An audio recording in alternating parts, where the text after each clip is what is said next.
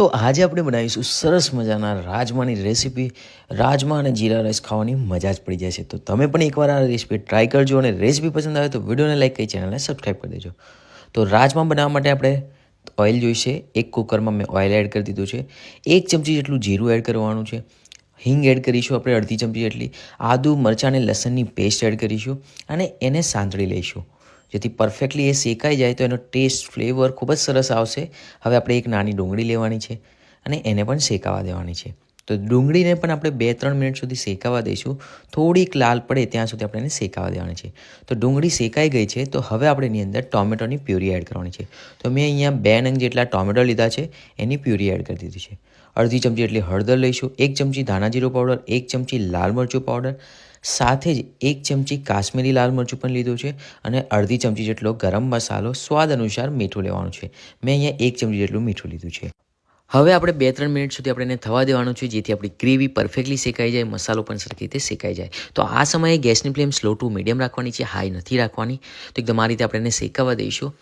તમે જોઈ શકો છો કે ગ્રેવી આપણી ઉકળવા તૈયાર થઈ ગઈ છે.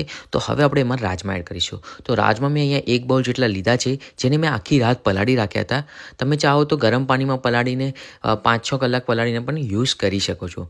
તો રાજમા મેં અહીંયા એડ કરી દીધા છે અને એને આપણે સરખી રીતે મિક્સ કરી લેવાનું છે. જો તમે વધારે ગ્રેવી કરવા માગો તો વધારે પાણી એડ કરશો તો ગ્રેવી વધારે થઈ જશે. તો મેં અહીંયા 1 ગ્લાસ જેટલું પાણી એડ કર્યું છે. આને રાઈસ સાથે ખાવાના છે એટલે મેં ગ્રેવી થોડીક વધારે રાખી છે. તમે જો રોટલી સાથે કે પરોઠા સાથે ખાવાના હોય તો એ પ્રમાણે તમે થિકનેસ કરી શકો છો.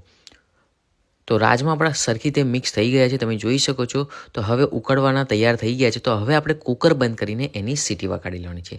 તો 2 થી 3 સીટી, મેક્સિમમ 3 સીટીમાં તમારા રાજમા બનીને તૈયાર થઈ જશે. કેમ કે તમે આખી રાત પલાળીને રાખ્યા હતા એટલા માટે. તો 2 થી 3 જેટલી સીટી આપણે વગાડી લઈશું. તો રાજમા બનીને તૈયાર થઈ ગયા છે. તમે પણ આ રીતે એકવાર જરૂરથી ટ્રાય કરજો.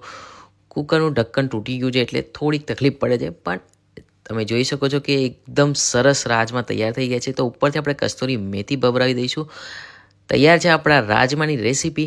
એકવાર તમે પણ આને જરૂરથી ટ્રાય કરજો અને રેસીપી પસંદ આવી હોય ને તો વિડીયોને વધુ લાઇક કરજો, શેર કરજો, કોમેન્ટ કરજો અને ચેનલને સબસ્ક્રાઈબ કરવાનું ના ભૂલતા. તો આને આપણે ગરમા ગરમ જીરા રાઈસ સાથે પણ સર્વ કરી શકો છો. પરાઠા, રોટલી, નાન, તમને જે યોગ્ય લાગે એના સાથે તમે સર્વ કરીને મજા માણી શકો છો. તો ફરી મળીશું આવી જ નવી રેસીપી સાથે. ત્યાં સુધીને ગુડ બાય.